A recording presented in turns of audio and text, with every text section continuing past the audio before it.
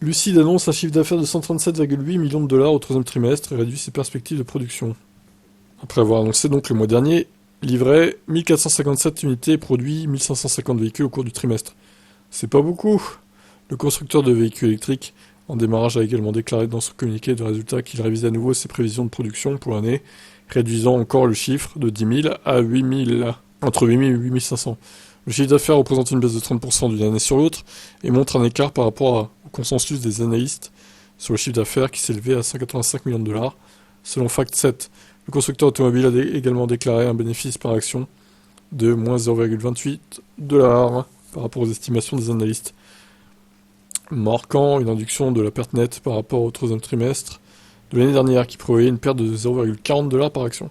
Lucid a enregistré une perte nette de 631 millions de dollars au troisième trimestre, soit une augmentation de 19% d'une année sur l'autre.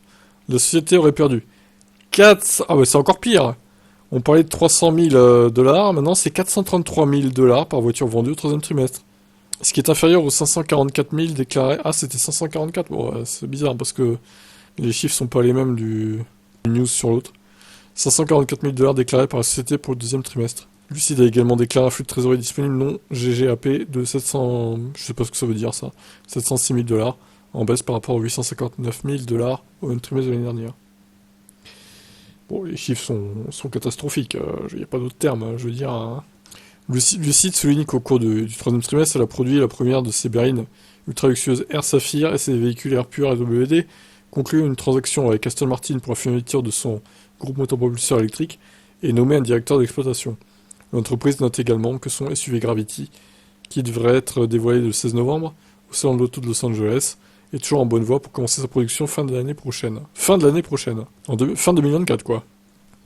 Bon, le communiqué, après on va s'arrêter là, du coup. Nous constatons les résultats de notre approche marketing ciblée, car la majorité des nouvelles demandes provenaient de nouveaux clients, de clients qui ont eu leur premier contact avec Lucid, de nouveaux clients donc, au cours du trimestre, a déclaré Sherry House, directrice financière de Lucid.